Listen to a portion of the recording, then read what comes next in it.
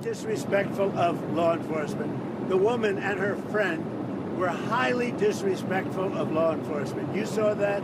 They were harassing, they were following for days and for hours. And I think, frankly, they're professional agitators.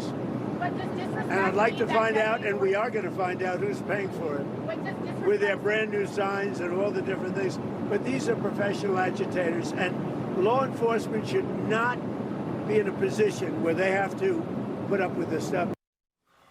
We'll bring in Drew Roach and Mike Wiener. Both are state representatives from Minnesota. Thank you very much for coming on. State Rep Drew Roach, if I could start with your response to President Trump, the administration's assessment about the shooting, but also hearing from Secretary Noem stating that Ms. Good was harassing law enforcement throughout that morning, obviously impeding law enforcement, and then, of course, the events leading up to striking the officer and the shooting.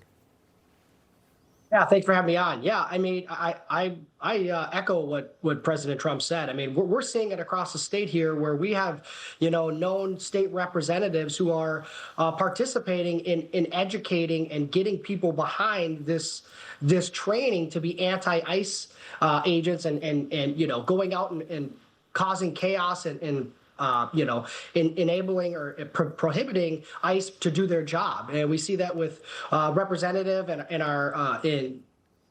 Peggy Flanagan all over the place. So, I mean, it's constantly a problem, and it's being perpetrated, by Walz and his administration that, is continuing to push back and causes chaos. Yeah, and State Rep Wiener, if I can go to you on Jacob Frey, the mayor of Minneapolis. I mean, he stated multiple times that murder occurred. Ilhan Omar stated that the ICE agent murdered Ms. Good.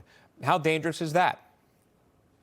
Well, it shows really poor leadership or lack of leadership on Jacob Frey's part, on Tim Walz's part, on Ilhan Omar's part, because when you have these individuals who are basically inciting this violence, they are, instead of following the rule of law and presumed innocence, they are instigating the violence themselves.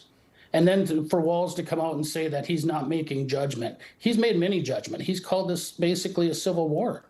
He said, we're at war with our federal government. He is on the edge of sedition if he hasn't crossed that line already. And we're working on it right now. He needs to be impeached. He needs to be out of office as soon as possible before more people are hurt in these protests. That's what